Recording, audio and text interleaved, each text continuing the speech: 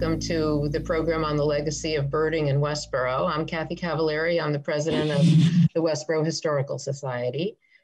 And this program is co-sponsored with the Westborough Community Land Trust. Just a few words about the Historical Society. We've existed for over a century, since 1889. Our mission is to preserve and celebrate local history through research, monthly programs, which we basically run September to May, and then the preservation of artifacts. And our headquarters is at 13 Parkman Street in Westborough, right up the street from the library in the heart of the downtown. And in that building, we have 3 centuries worth of artifacts dating back to the Revolutionary War. Once COVID is past us or it's safe again, we will open up our house for tours periodically. And the Sibley House, our headquarters, is an 1844 Greek Revival colonial home that was owned by a famous sleigh maker, which was a big industry in the 1800s in Westborough, William Sibley. And we're very proud to have his home as our headquarters. I welcome you all to tonight's presentation. We're delighted you're here. The world has a lot of birders, and we're going to enjoy learning more about birding locally in the area and about Mr. Forbush. And if you enjoy our presentation tonight, we invite you to like our Facebook page, which is Westborough Historical Society, and check out our website, which is www.westboroughhistory.org. So as I mentioned, and I'll tell the people who've arrived, that I'm going to be starting off tonight with a presentation about a biography of Edward Howe Forbush, a noted ornithologist from Westborough who created the bird case that exists in the library that people have walked by for many years. And I'm going to be followed by Sean Williams and Scott Shumway, who are professors. Sean is at Holy Cross and Scott is at Wheaton College. And they are going to present on Mr. Forbush's legacy to ornithology and their favorite birding sites in Westborough. And they have lots of beautiful bird pictures we're going to enjoy. So I'm going to start my presentation. So I'm going to start with the question, who was Edward Howe Forbush? I describe him as the man behind the Westborough Library bird case. And if you've not been to Westborough or the library, as you enter the library and head toward either the program room or the children's library, you pass a beautiful case of birds, very artistically arranged. The children stop and enjoy it. The parents marvel at it, and for years no one has really known anything about the man who created it. So we're going to solve that problem tonight and tell you about Edward Howe Forbush. Here's a picture of him. This was taken toward the end of his life when he was around 70 and retired from a position as a state ornithologist. And you see he's a distinguished gentleman, and he has lovely handwriting, as was the case in his time. So let's look at his vital statistics. He was born April 24th, 1858 in Quincy. He died March 7th, 1929 in Westborough. He had one sibling, Elizabeth Adelaide Forbush, his sister. She was born 1859 and died in 1884. He married Etta Lorenda Hill of Upton, Mass. On June 28, 1882. They had 4 children together. I could only find documentation on 2 of them, the 2 that are laid to rest in Westborough. Irwin lived from 1885 to 1959, and Lewis from 1887 to 1967.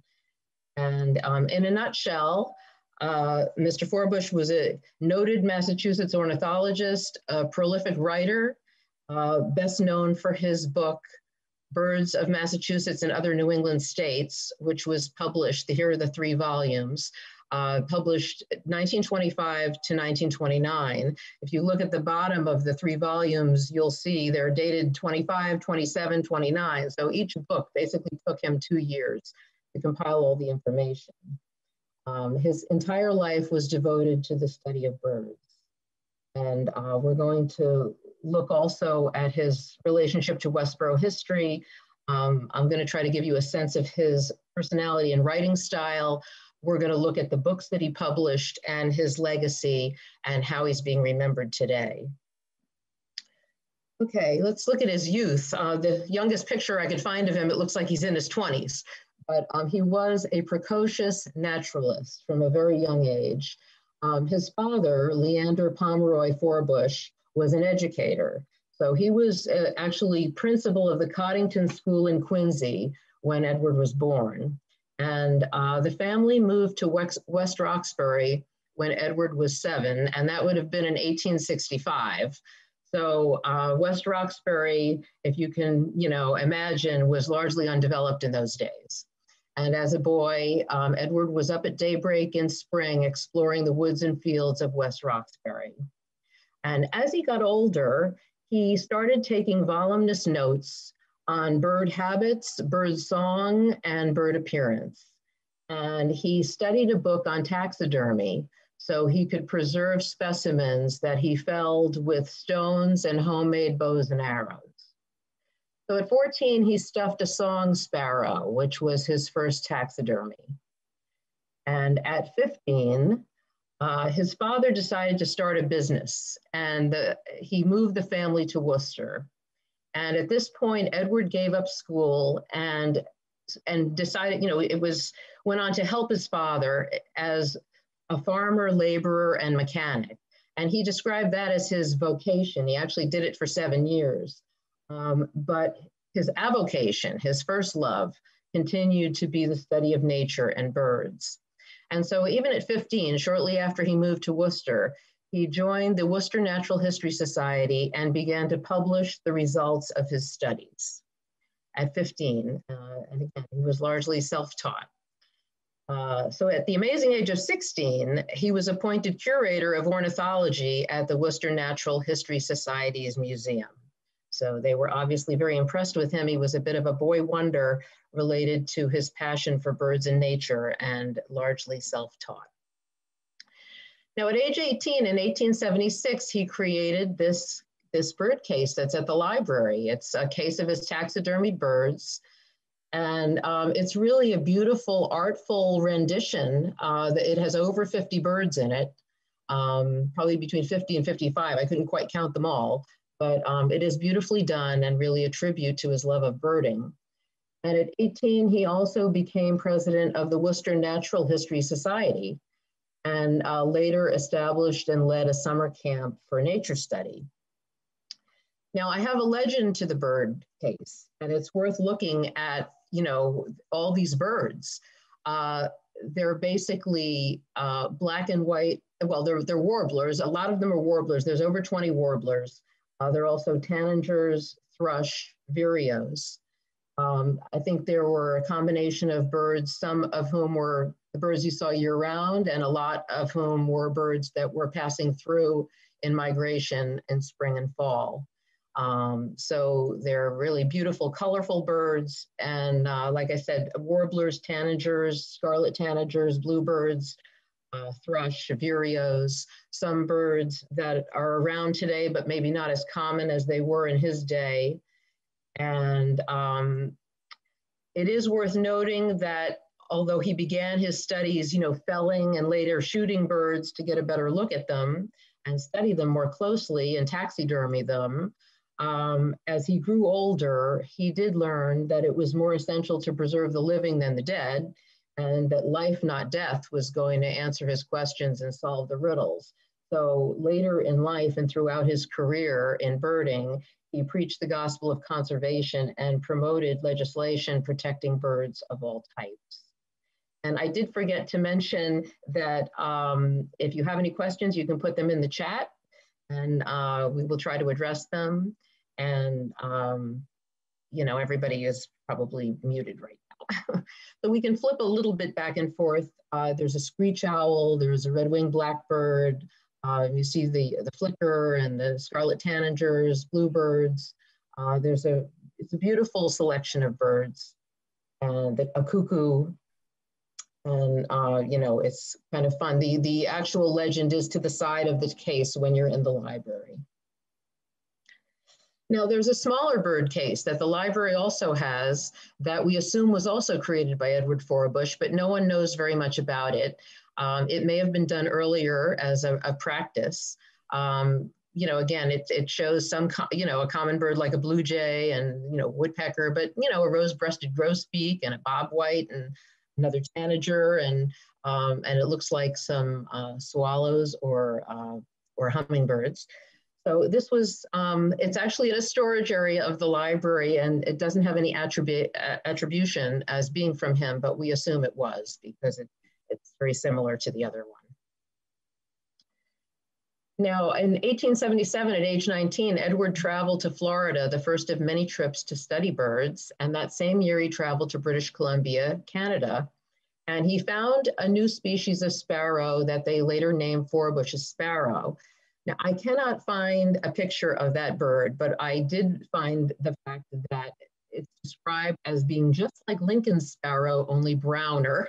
So this is the closest I can get. I don't know if the bird is still out there, if it's just in British Columbia, but Lincoln's sparrow was this bird that you're looking at, was actually named for Robert Lincoln, who accompanied Audubon on a trip to Labrador in Canada.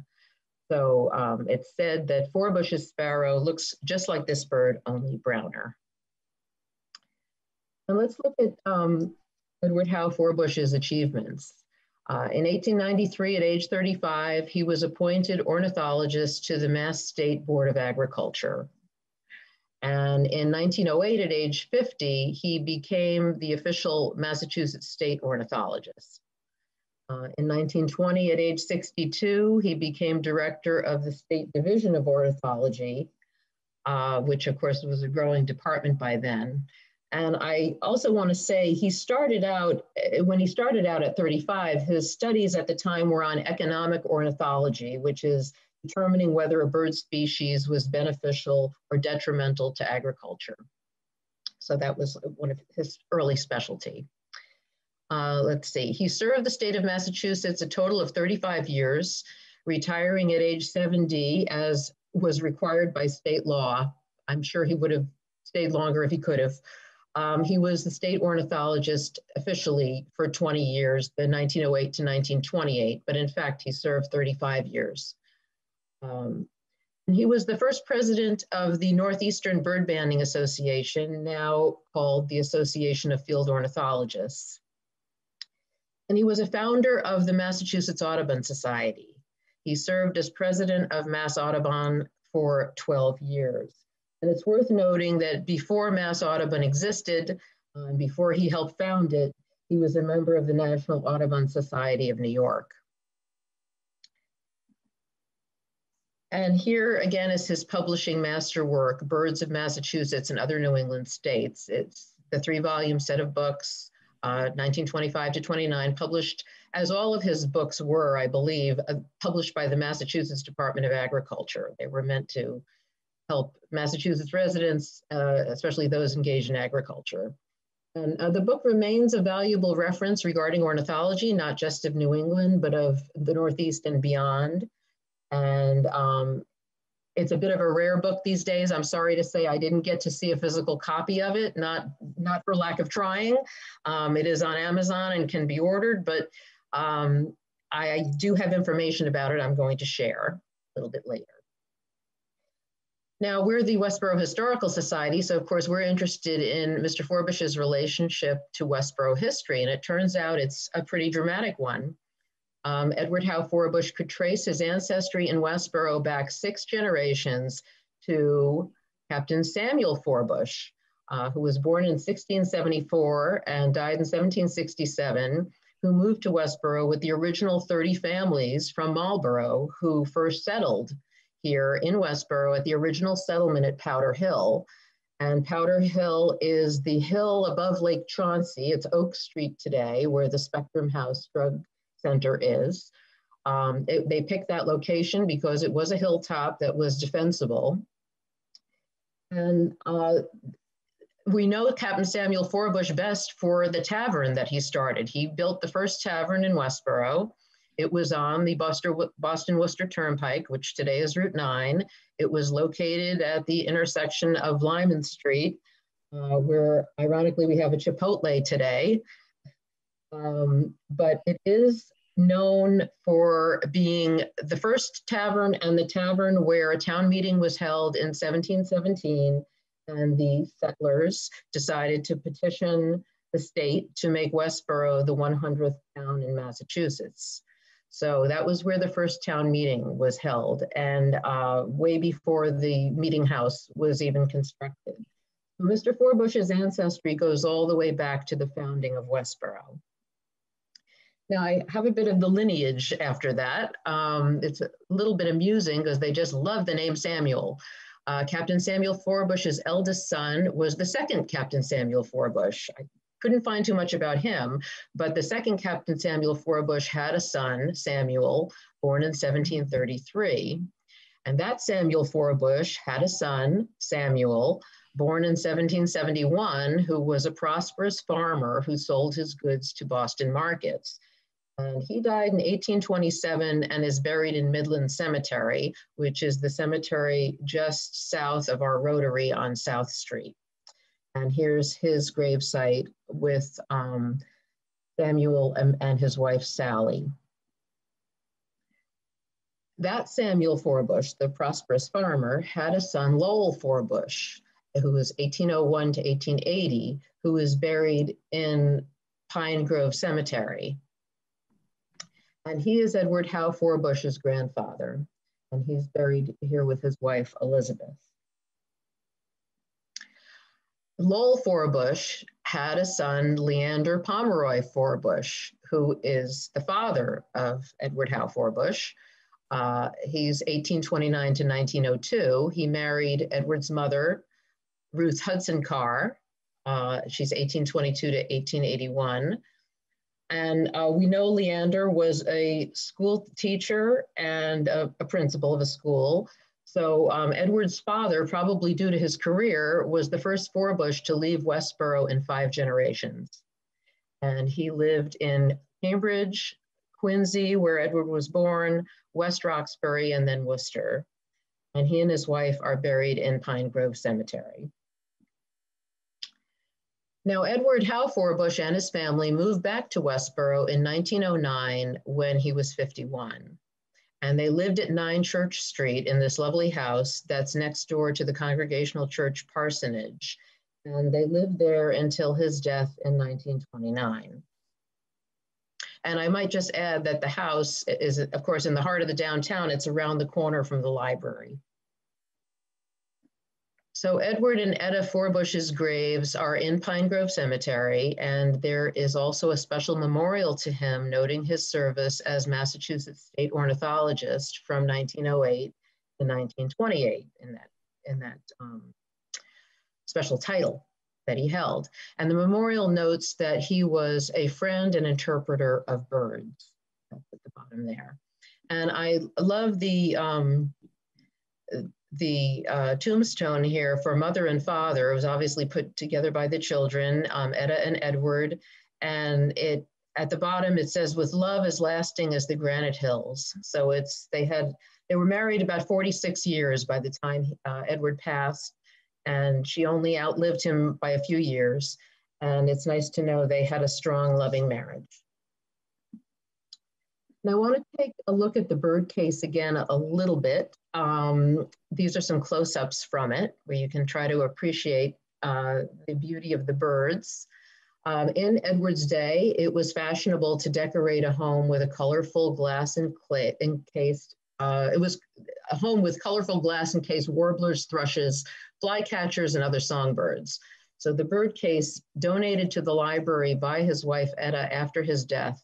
It had been a fixture in the family's sitting room. If you can imagine, they spent their whole life just enjoying the beauty of his early work and his early dedication to birds. So when she donated the case, it contained this plaque, which is there today, presented by Etta L. Forbush in memory of her husband, Edward Howe Forbush, all specimens collected, prepared, and mounted by Mr. Forbush at the age of 18, which is very impressive. And it's really a beautiful work of art, and it certainly interests people who pass it in just appreciating the beauty and majesty of birds. I wanted to tell you about the book, Birds of Massachusetts and Other New England States. Again, here you see the volumes, the frontispiece of the first edition. The illustrations of the book were done, that you see here, were done by Louis Agassiz Fuertes and Alan Brooks.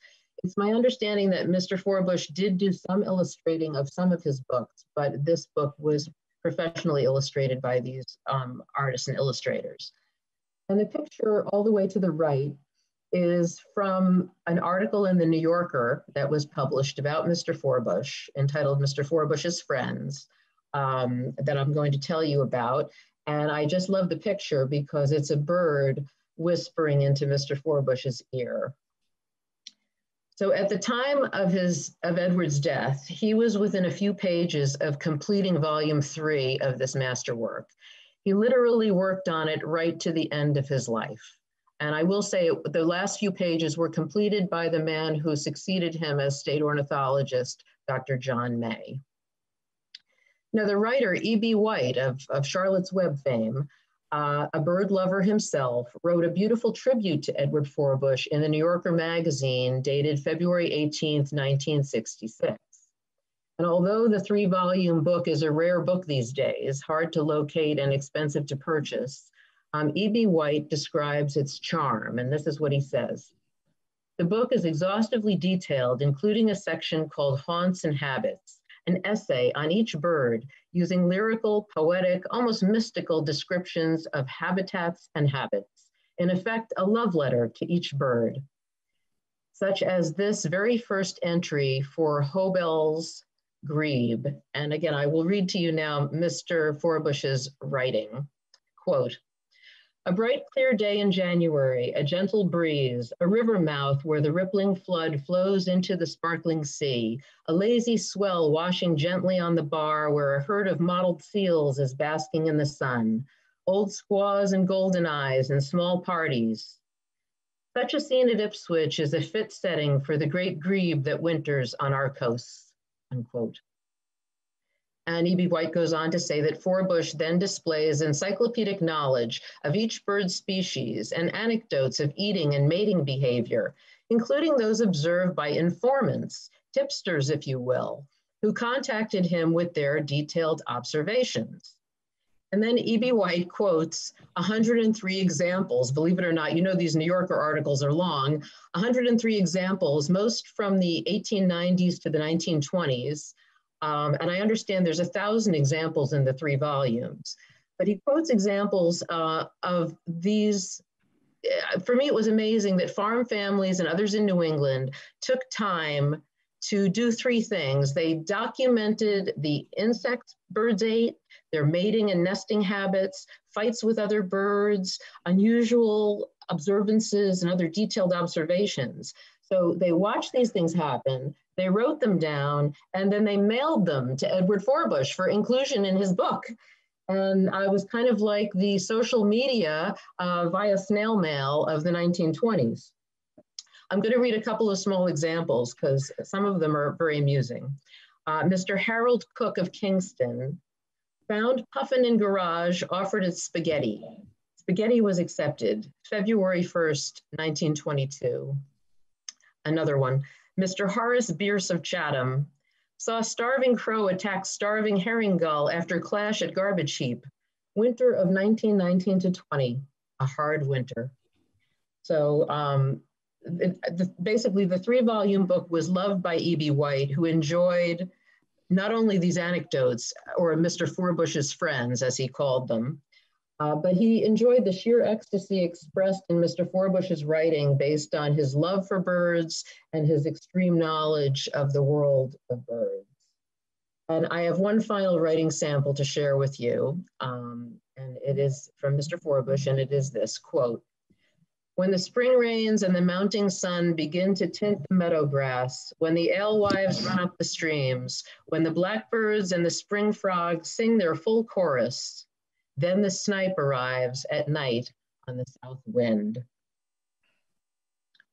So I was amused when I was doing my research to see that Mr. Forbush has a modern kindred spirit in David Allen Sibley, because the latest book by contemporary ornithologist David Allen Sibley is What It's Like to Be a Bird, from flying to nesting, eating to singing, what birds are doing and why.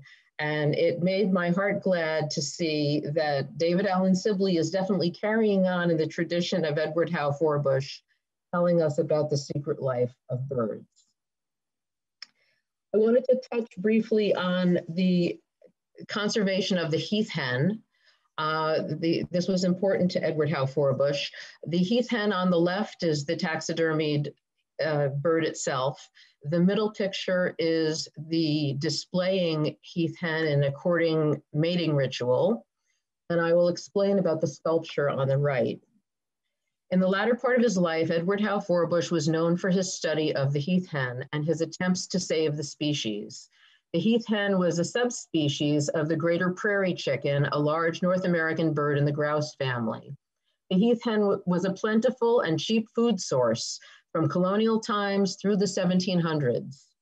It once grazed on the Boston Common. The bird was hunted by man and by predators, and later disease and fire led to its near extinction by the end of the 19th century, when only 70 were left on Martha's Vineyard in the Manuel Corellis State Forest Heath Hen Reserve. Now, by the end of 1928, sadly, only one male, Blooming Ben, was left.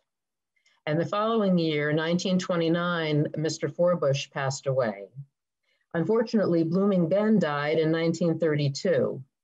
The large black sculpture is placed on the last spot where Blooming Ben was seen.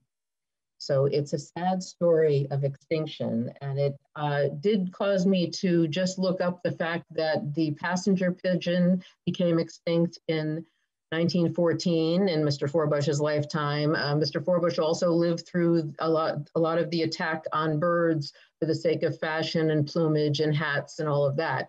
So he saw a lot of bird destruction in his time, and it became very concerned about extinctions taking place. And unfortunately, he followed this case pretty close to the end.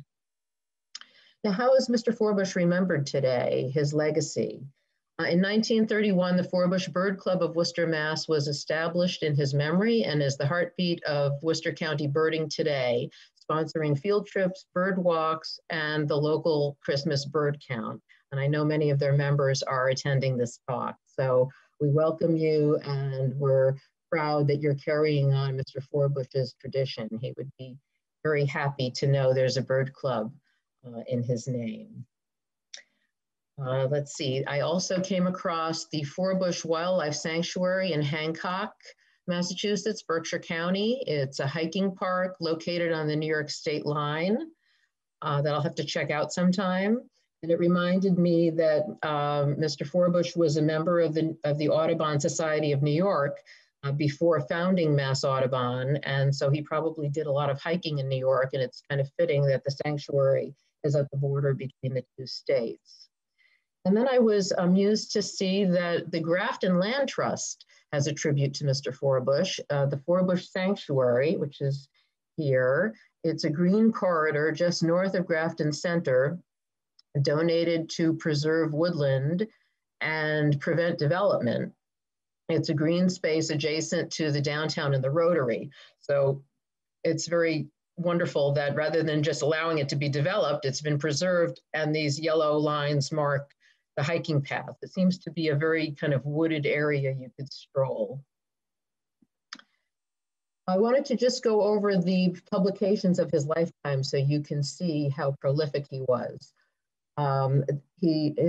His writing started at age 38 in 1896 while he was working for the Department of Agriculture with the gypsy moth, followed by 2 years with the birds on a farm, 1903, Useful Birds and Their Protection, 1907, Birds as Protectors of Orchards, 1908. A History of Game Birds, 1912. Game Birds of America, 1913.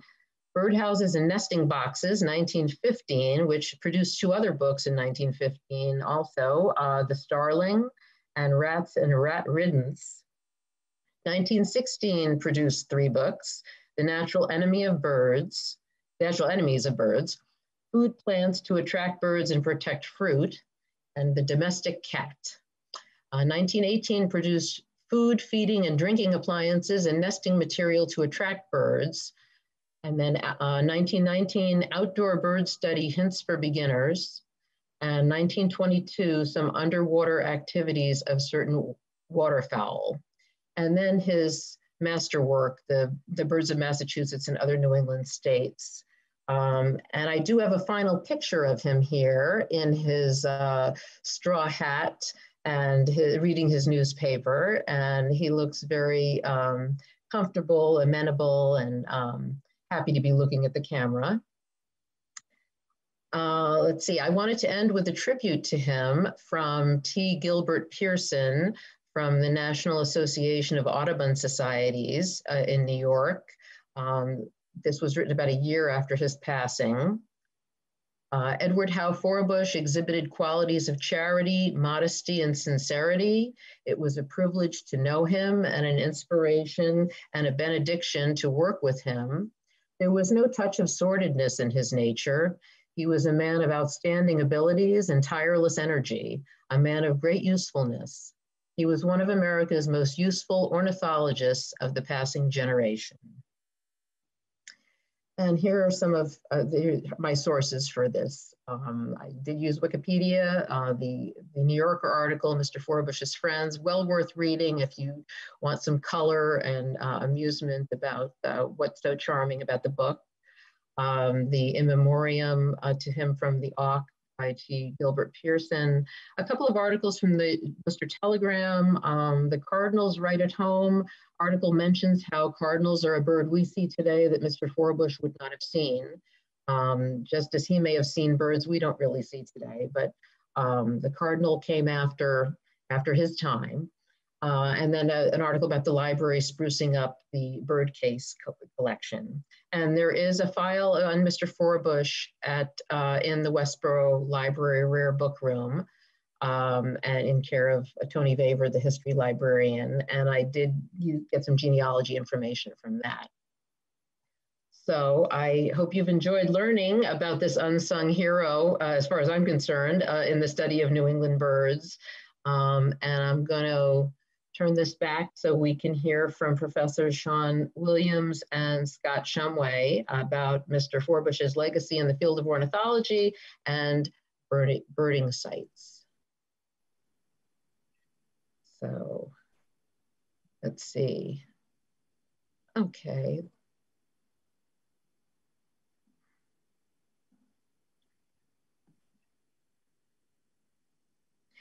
So Scott, take it away. You will hear me better now that I have unmuted. Thumbs up, you can hear me. Thumbs up, you can see my screen. Awesome. Okay, thank you, Kathy. Hello, everybody. I've been a birder my entire life. I can't recall a time in my life when I didn't own a pair of binoculars. At a very young age, my grandmother taught me about how the mockingbird imitated the calls of other birds.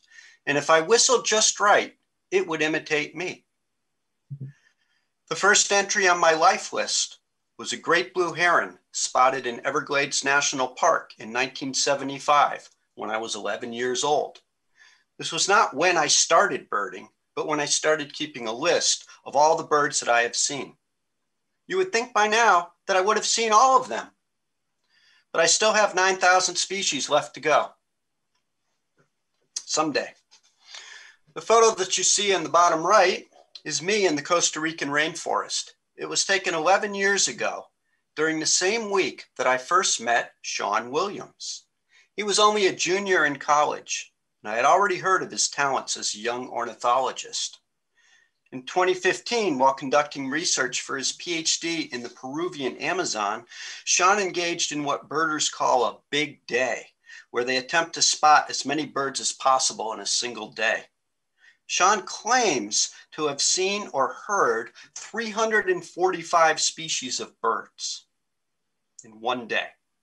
A similar effort in Provincetown, Mass. Last year yielded 131 species and 6,000 individual birds. He's one of the finest birders you will ever encounter, and it's a pleasure to have him join me tonight. So fate brought two Massachusetts city boys, one from Springfield and one from South Boston, together in the rainforest of Costa Rica, and then again in the town of Westborough. I am professor of biology at Wheaton College, and Sean is a visiting assistant professor at the College of the Holy Cross.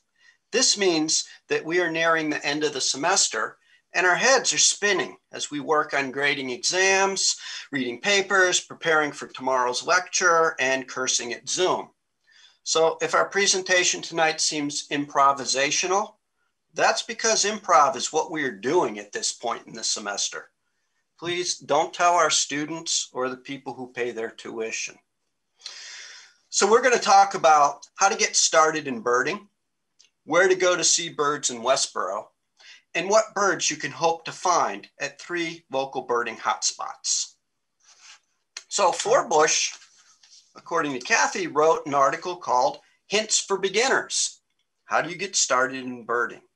Well, the take-home message is it is never too soon to start watching birds. And it's never too late to start watching birds. I encourage you to get your young ones out in the field, looking at birds, having them eat out of the palm of their hands. All you need is a pair of binoculars and a field guide. And then after that, you just need to get outside and look for birds. Sean, would you like to demystify binoculars for us? I sure will. Hi, I'm Sean, and I do know something about binoculars I can share with you. So Scott here has a couple of different models. The one on the right is a pair of Swifts, and the one on the left is a pair of Swarovskis. And Scott and I would be happy to take donations at the end of the talk to allow us to purchase the pair on the left. The numbers you see here are the magnification and the width of the objective glass there at the end of the binoculars. And so 8x refers to the zoom, or how close the image appears to your eye relative to how it normally would appear. And so we would recommend, for example, that you start off with an 8x pair of binoculars. Either a number between 32 and 42 is suitable, with larger numbers allowing more light in to the chambers in creating a brighter image. Let's see. So if you're looking for different pairs of binoculars to invest in, basically it's very, very difficult to find a pair that will be satisfying to view birds with, to find a pair that costs less than $100 in order to obtain a satisfactory image of the bird that you're trying to see, or at least relative to what you can just see walking around your yard or a nature trail. And so if you're looking for a couple of brands to start with, Bushnell and Nikon both make fantastic binoculars in the $200 range. That it's the next upgrade will cost you another $1,000+. And so those are great brands to look into. The 8x32 is a little bit smaller, so it's a great choice for a child, or for me. That would be nice. And Sean, you should probably have a book, right? Yeah, I have a book here in front of me. This is personally the book that I enjoy the most using in the field, and the one that I got started with, the Sibley Field Guide to Birds. And what's nice about the Sibley Field Guide to Birds is that the birds are, let me flip to a good page here. How about a page with some colorful warblers? The birds are organized in such a way that not only are the illustrations attractive, but the layout of the information is ideal and easy to follow, with text here, and then a map below, in addition to male and female plumage. So that's, my personal favorite. However, there are multiple different field guides. There's also the Peterson Field Guide, the Golden Guide. There's one by National Geographic, and all of these will help you identify these birds in the field. And you should use whichever one is easiest for you to use.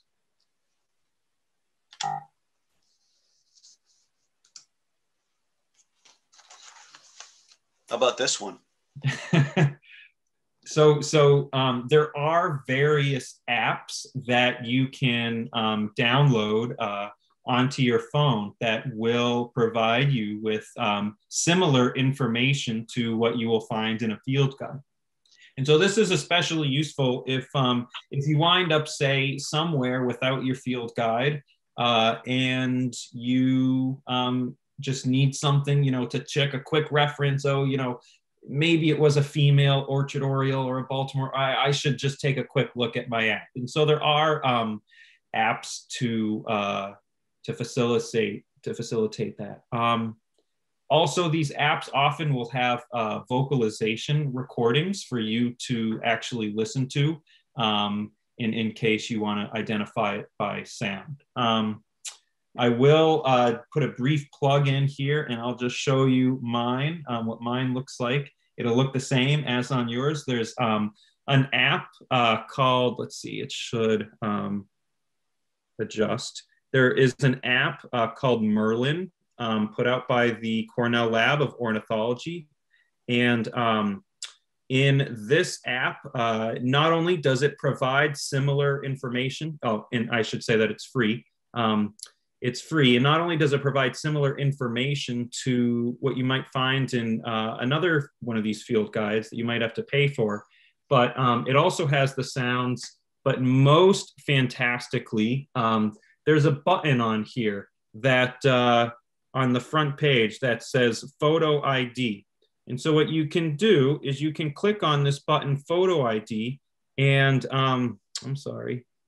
you can choose a photo to identify. And so if you have taken a picture of a bird that you're not quite sure about, this app has incredibly accurate, like scarily accurate, to the point that it could give me a run for my money in terms of its accuracy in identifying the bird in the picture.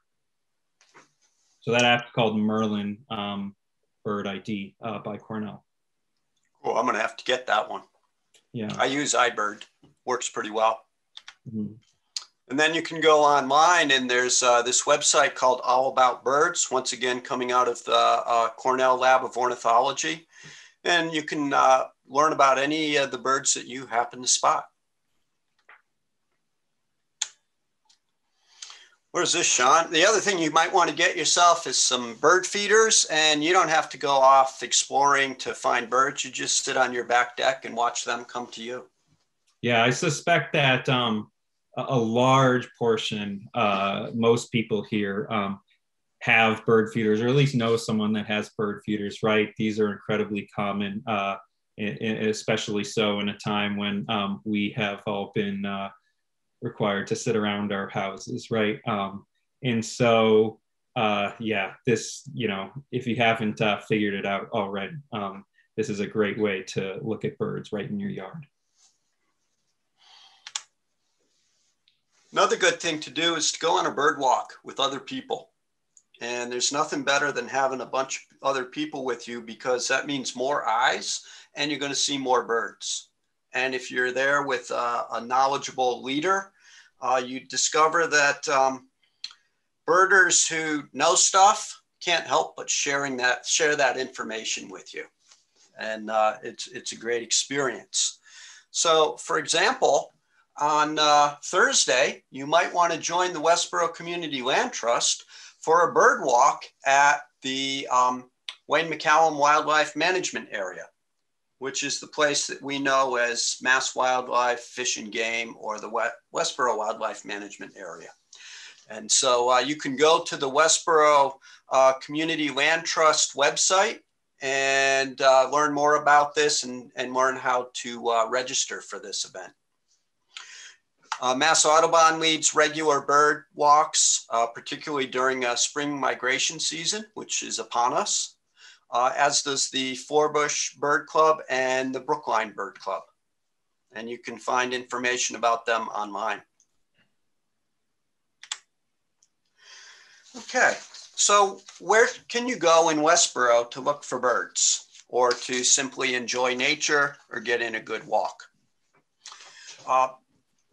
Westborough is fortunate to have a trail network called the Westborough Charm Bracelet.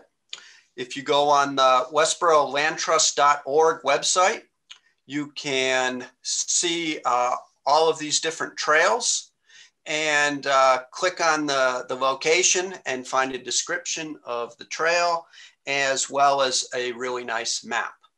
And tonight I'm going to talk to you about 3 locations. The Westborough Wildlife Management Area, that's where that bird walk is going to be held later this week. Mill Pond, also called the Suwasco, and some fields next to St. Luke's Cemetery at the edge of Cedar Swamp. I've circled them in red here. So let's start with the Westborough Wildlife Management Area. If you don't know where this is, you can access it off of Route 135 just before you go into Northborough. There's a sign for Mass Wildlife and a road that goes up the hill, and there's a parking space at the top of the hill. Or there's another entrance road down just before you get into Northborough. Or you could access it from the parking lot for the Lake Chauncey boat ramp.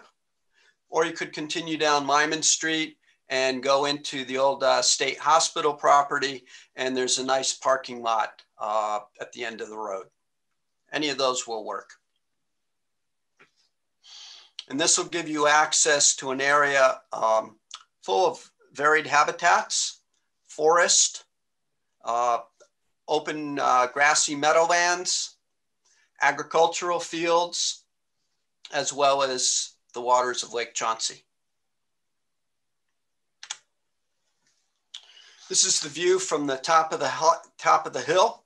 The site was recently renamed after a former Mass Wildlife director.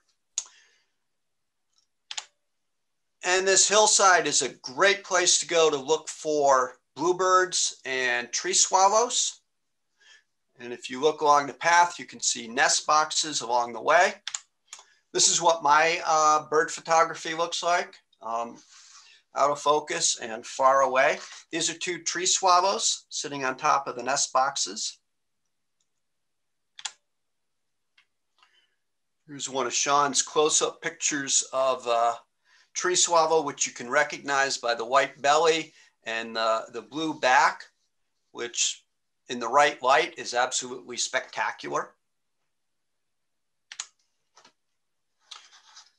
And at the edge of the fields is a good place to look for blue-winged warblers. Sean, are they back yet? No, they're not. We'll give it another week though, and they will be here. And they have kind of an electrical buzzing call, I think. Mm-hmm. One of those birds that you won't see a whole lot of them, at least if you didn't know that they were there. But if you learn the call and go through a walk through that wildlife area on a morning in May, you might get a dozen. And in case you don't know, if you're going to become a truly serious birder, you need to learn the calls. That's still my challenge. Oops.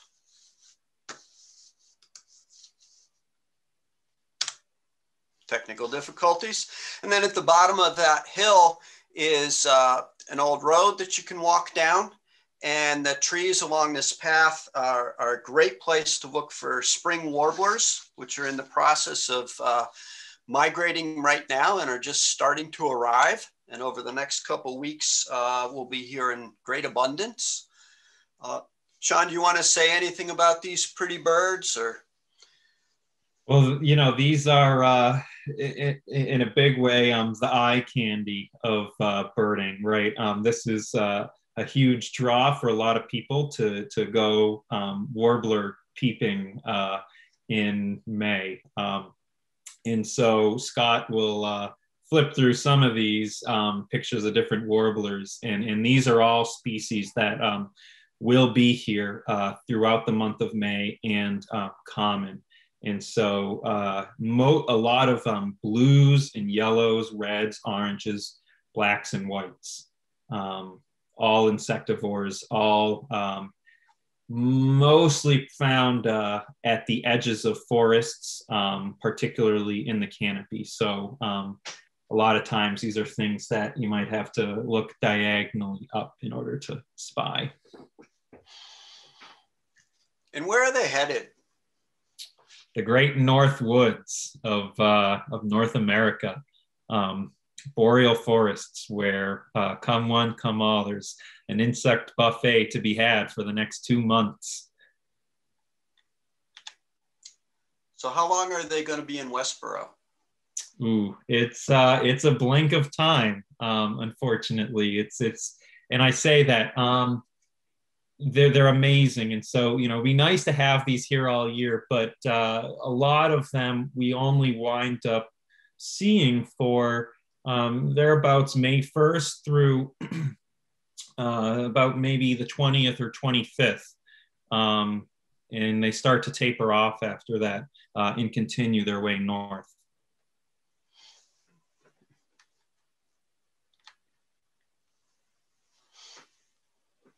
And they often have what I would call bad names, like Cape May warbler. What somebody saw it one day in Cape May, New Jersey, and decided that's what it should be named, even though it's in Cape May for like 3 days of the year. No, I cannot disagree. And somebody must have seen this in a magnolia tree because it bears little resemblance to one. Anything we should know about this species? This is probably I think one of the most numerous that you're likely to encounter. Yeah, especially as we exit the winter, and in eager bird watchers, they are just thirsting for warblers. This is the first treat that we get, is the yellow-rumped warbler, and we get them in abundance. And so right now, these are probably the most common warbler that you will encounter. And you can encounter them pretty much anywhere, though, especially around water is a good place to go look for these. And they don't like to sit still. No, they do not. None of the warblers do. What's this one doing on the ground? It's usually in the treetops. Yeah, this is a picture that I shared because it was a good picture of a Blackburnian warbler. Certain times of the year in certain places in the country, when warblers arrive, they have there's a brief period of time when the insects have not yet fully emerged, and but one of the places where you can find them from a warbler's perspective is the ground, which heats up before some of the trees do. And so sometimes, it's unusual, but it's possible to see some of these hopping around on the ground. And this species is sort of like one of the holy grail species. You hope you see this when you go watching for spring warblers. That's right. And full disclaimer, I mean, this is my favorite warbler, unequivocally. They're spectacular. I led a bird walk at Mount Auburn Cemetery for a group of people from the UU Church. And one of the people brought their like 12-year-old son along. And he wandered off from the group and he comes back and he starts describing the bird that he saw. Guess which one it was? It's like, you didn't call us over to see it? And this one breeds here, is that right? Yeah, so after this first wave of yellow-rumped warblers depart to the north, they'll be gone. The yellow rumps will be gone in a couple of weeks. The yellow warblers will be the dominant warbler species, in even more common than the blue wings that we mentioned. This will be the most common warbler throughout the summer at Westborough. Well, throughout our region, really. And the old, there's still some old apple trees at the wildlife management area. I tend to find the yellow warblers near those. Mm. This one I don't see very often. Yeah, this is one of those, it's another one that you don't see them, but you hear them quite a bit. This is they're actually, it's a pretty common bird in forest canopy, but they're small. They're really small, nondescript relative to some of the others. Also not a warbler, just to be clear. Another spot at the wildlife management area is this little pond. The birdhouses that you see there were put up for wood ducks. So this is a place to always search around the pond for wood ducks. I was there this afternoon. I didn't see any wood ducks. I saw a bunch of Canada geese, a whole bunch of turtles, but no wood ducks. Try tomorrow, because this is what they look like. These are some of the most spectacular looking birds that we have. You can also find these on the shores of Mill Pond. Tend to spook them when I'm walking on the North Shore Trail. They really don't like you to see them. And once you learn what their call when they fly away, you'll realize how many opportunities you just missed. Now we're back at the wildlife management area, walking on a trail through the woods. This is a trail that was created by Alex Barnhart for his Troop 100 Eagle project. Another good place to look for the warblers, but they'll be hard to see. And then you hope to see this bird. I kind of think of this as sort of looking like Woody Woodpecker. It's the pileated woodpecker. And Sean, am I correct? These are becoming more common because I've seen them in my backyard. Yep. Actually, yeah. So as a forest in New England has regenerated from in the past more agricultural times, pileatids have expanded. And actually, I've only twice in the 5 or so years I've lived in downtown Westborough, I've actually seen them in the cemetery just near the Rotary. I don't know, just passing through. Really not aiming to live there. But I would have said like 10 years ago, I almost never saw these birds. I'd be jumping up and down every time I saw one. Yeah, I still do, but I can see them much more reliably. Mm-hmm. This is another species I often hear in the wildlife management area. You go for a walk at 4 or 5 in the afternoon, and it's looking out for you because it asks you who cooks for you. It's the only bird call I'll do sober. That would make the barred owl laugh, but it's. That was a good impression, to be blunt. That was great. Thank you very much. Our next stop is Mill Pond. You get there are several ways to access Mill Pond and the Headwaters Conservation Area. One is at the very end of Andrews Street. There's a little dirt parking lot there. The second spot is at Veterans Freedom Park. That puts you at the top of a hill and a meadow you can walk down.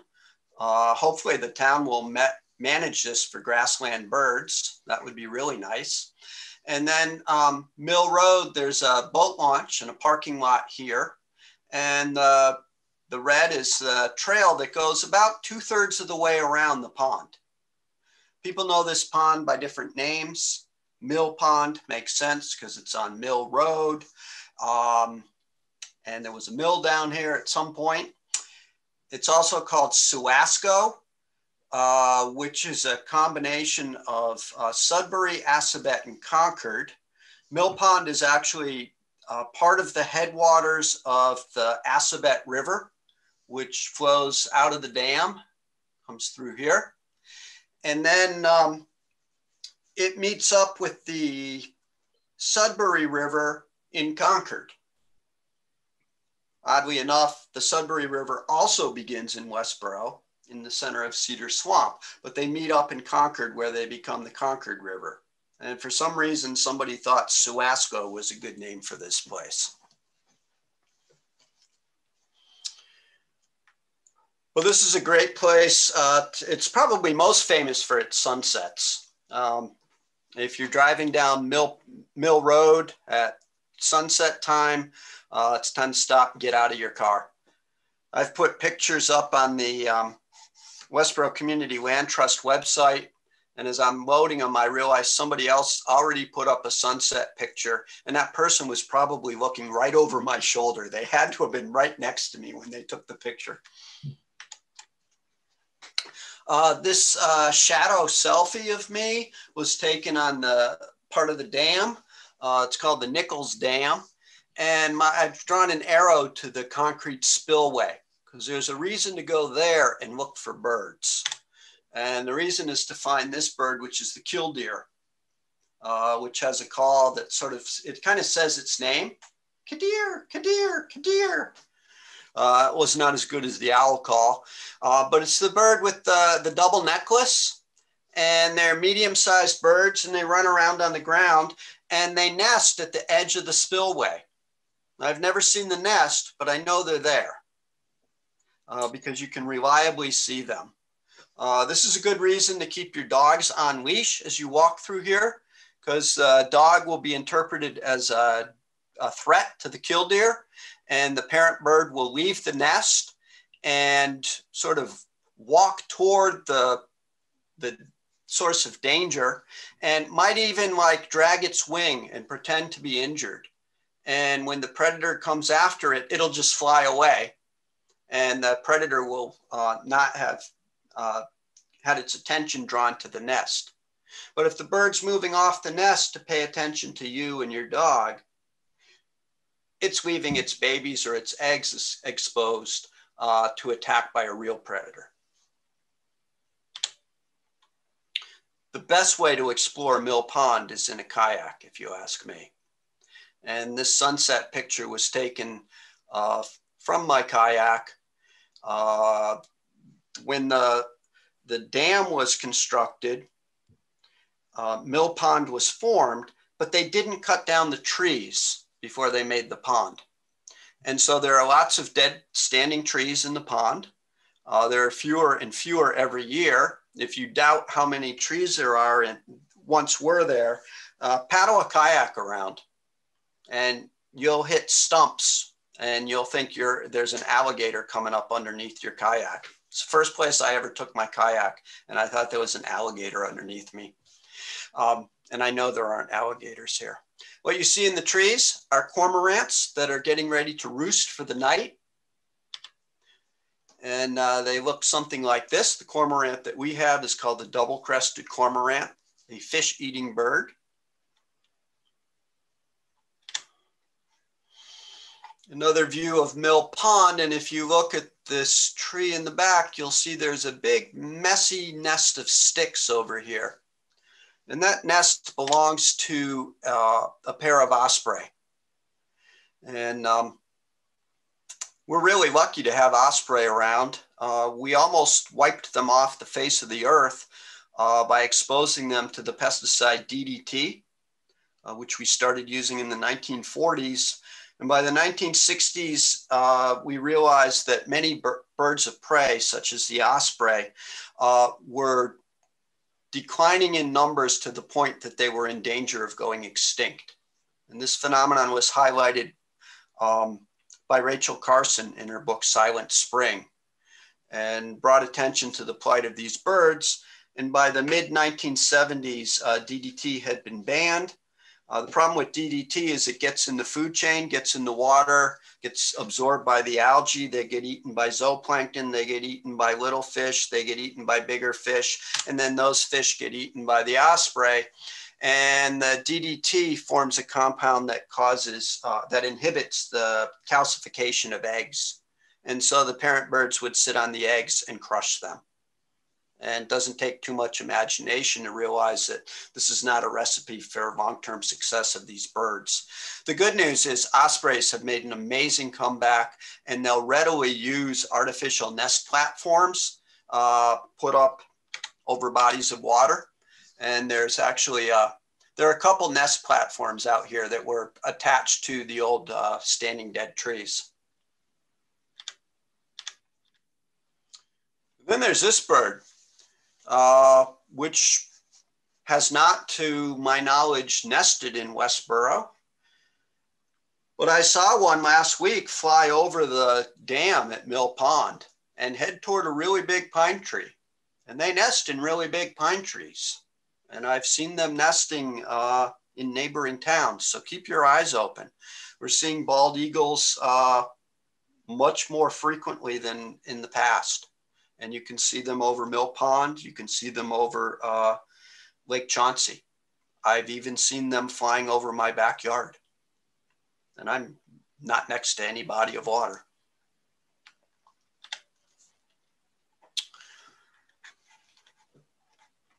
Until I had a kayak, I used to think these were rare birds. Now when I kayak, I see them all the time, and they have a rattling call that's very distinctive. I walked the wildlife management area today, and I saw one flying along the edge of Lake Chauncey. So the third stop is at the St. Luke's Fields at the edge of Cedar Swamp. And you can find this by driving down Route 135 toward Hopkinton. Just before you get to Hopkinton, there's a cemetery, St. Luke's Cemetery. And you can drive into the cemetery and drive around it. And there's a little parking space right up here. And there's also a community garden plots here. And these farm fields, I have farm in quotation marks. It had been used for the heirloom harvest CSA for a number of years. That seems to be fallow at the moment. But the fields have been managed for grassland birds. They let some of the meadows grow up and not plant the whole area for crops. So I'll show you the result of that in one of the next slides. These other trails go off into the woods and into Cedar Swamp. The sort of blue hatched area is kind of wet. And you can only go on some of these trails at certain times of the year, namely in the middle of January or February when it's really, really cold and everything is frozen solid. And when that happens, it's possible to walk all the way out to the Cedar Swamp Pond and walk around the pond. I was able to do that one day this year, but it's a dangerous thing to do because I did fall through the ice here. But I was in the swamp and fell knee deep. It kind of hurt, I have to say. Plus it was like I was standing in ice water all of a sudden. So be careful if you ever try that. It's too late now. But let's look at the farm fields. Why would you go there? Well, you go there to tend your garden, and it's also the best place, most guaranteed place that you're going to see a bluebird. And there are nest boxes all the way around the garden plots, and there are bluebirds sitting on top of them or poking their head out of the hole. So here's what one of my bird pictures looks like. Here's what Sean's bird pictures look like. I can't even lift his camera and lens. So Sean, when I was growing up, I always wanted to see a bluebird. Lived in Massachusetts my whole life. I was 30 years old before I saw my first bluebird. Mm-hmm. This year, this spring, I've had them in my backyard for the first time ever. What's up with bluebirds? Why am I seeing them after so many years? It's another example of a species that has been returning to habitat that was previously unavailable. And so it's in large part due to good management strategies of open areas.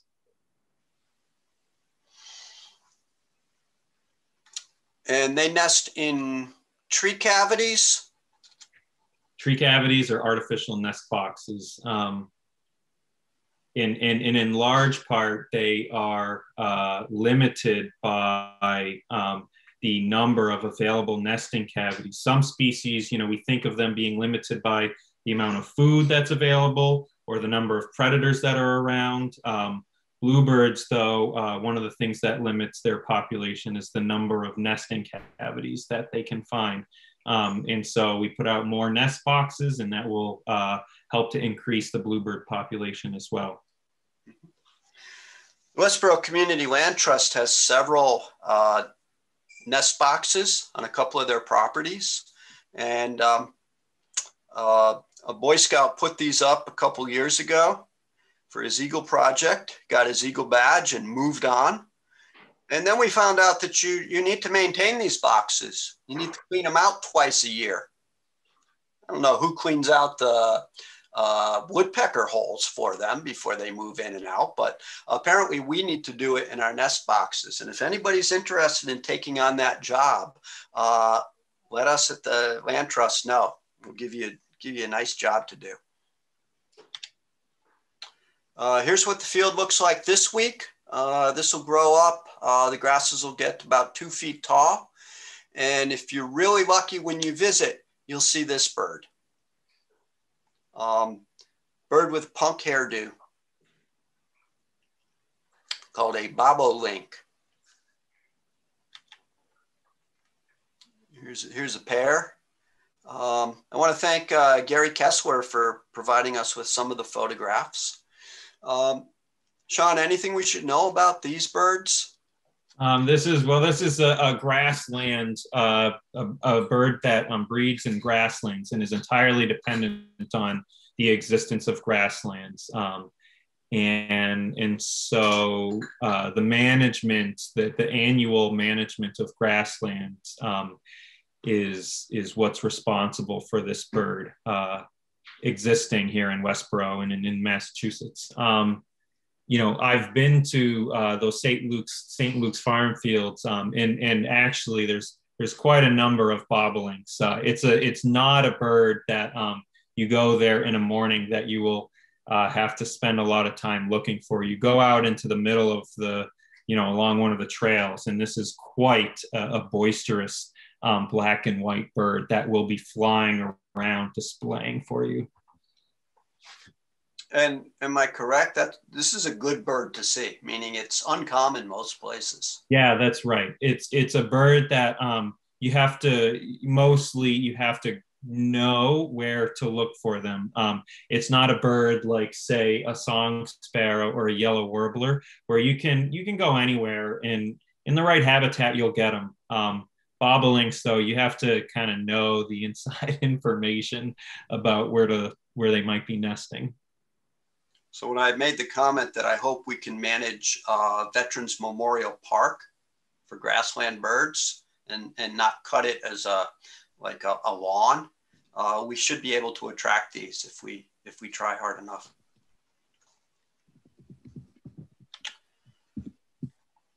Sean, what the heck is this? It's not in my Eastern field guide.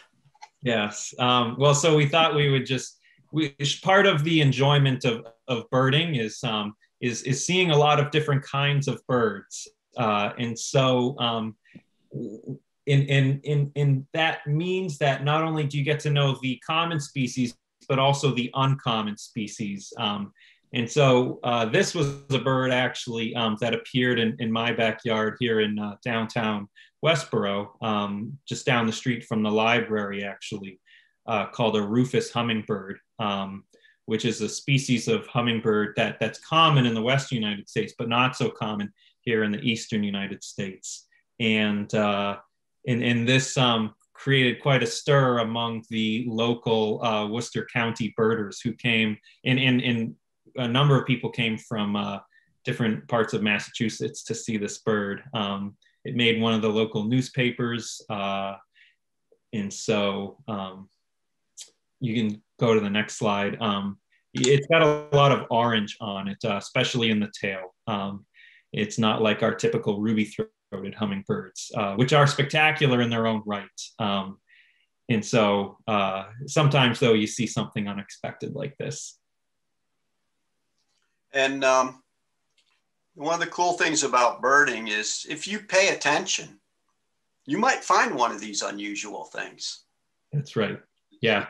Not just the hotshot birders, but it could happen to anybody.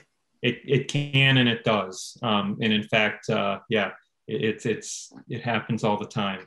There are millions of these little gems out there, there for the picking and our observation. And it just takes someone to take a look at them and figure out what they are. So we could talk about birds all night long, but I think we'll stop here. There are a couple questions I just wanted to raise with you guys that came up.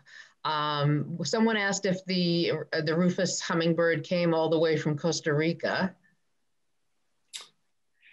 So this bird breeds in mostly the core of the population is from the Pacific Northwest of North America. And so it likely bred somewhere, say British Columbia, and then flew all the way across to the Eastern United States. Birds have wings, and so they use them, and you never know where they're going to show up. And then it likely wintered somewhere in, well, they usually winter in Central America, yeah. Okay. So the question about the rufous hummingbird came from Kate, who spent some time living in San Vito, Costa Rica. And the bird there is the rufous-tailed hummingbird. Yes, that's correct. Oh, I see. Yep. Ornithologists have a long-standing conspiracy to confuse budding ornithologists. And so we name things confusingly sometimes. Let's see, we have a question just from Lorena about how low should the bluebird boxes be. There are specific requirements to hang them, correct?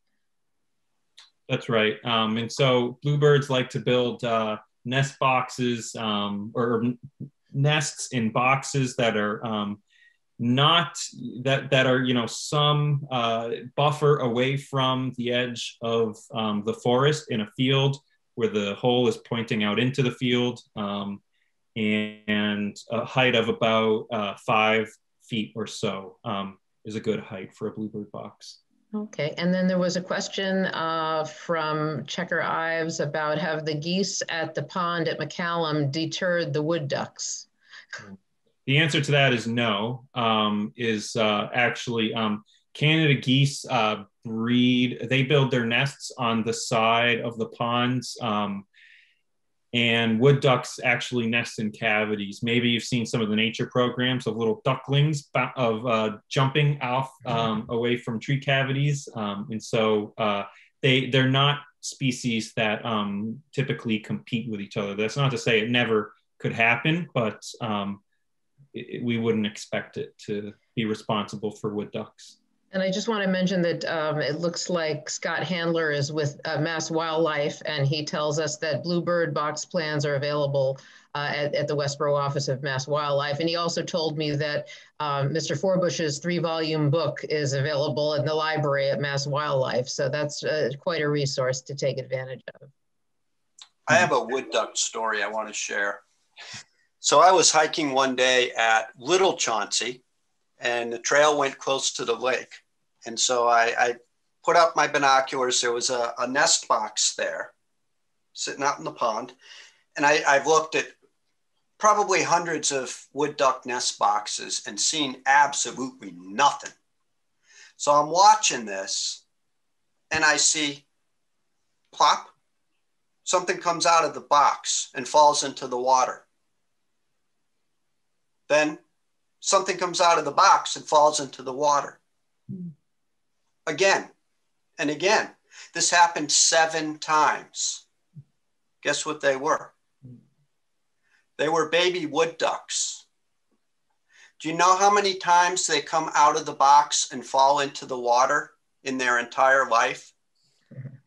Once. And I was there to watch it. That was one of the coolest birding things that has ever happened to me. And it was in Westborough. Cool. And let's see, in the chat, Jonathan Rappaport reports he saw wood ducks in a very small pond in the Lake Chauncey area 2 weeks ago. Yep, that was either Little Chauncey or that unnamed pond that's in Fish and Wildlife. Okay. Okay, very good. Well, thank you so much for a wonderful, informative presentation. I think now we know where to go and what to look for, and especially with the migration that's taking place in May. So I think we've all learned a lot. It's getting late, so I just wanted to thank you for being part of this program, and for the Westborough Community Land Trust being part of it, and the Forbush Bird Club being part of it. And just thank you. It's wonderful to think about birds and nature in this time of, somewhat of confinement. I did want to mention for everyone that our next program is going to be Monday, May 24th at 7 p.m. It's going to be on the value of old and rare books. We're going to have Ken Gloss, the proprietor of the Brattle Bookshop in Boston, give a presentation on book collecting. And he's been on Antiques Roadshow, and he'll tell us what to look for when collecting books, and then he'll give some oral appraisals at the end of his talk. And that program is co-sponsored by the library's the Westborough Public Library Center for History and Culture will be co-sponsoring that with us. Kathy, you might want to add one other thing. I see in the chat, someone was asking if the recording might be available. You should tell them about Westborough TV. Yes, Westborough TV has recorded this presentation, and they will edit it and rebroadcast it. So the local Westborough TV stations will be broadcasting it shortly.